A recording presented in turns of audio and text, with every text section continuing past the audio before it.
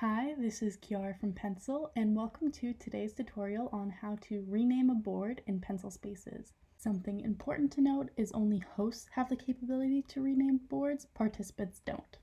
If you look at the top left-hand corner of my screen, you'll see the name of the board we are currently on, which is board 1.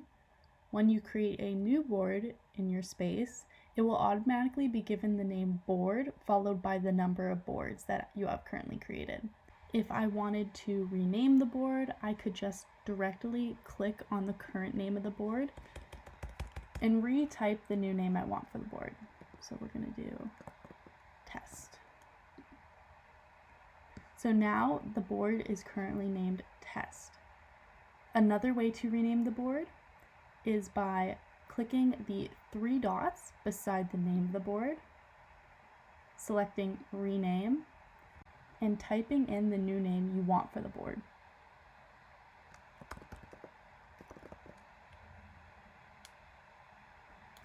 So once you have renamed the board, participants can identify the board by its new name.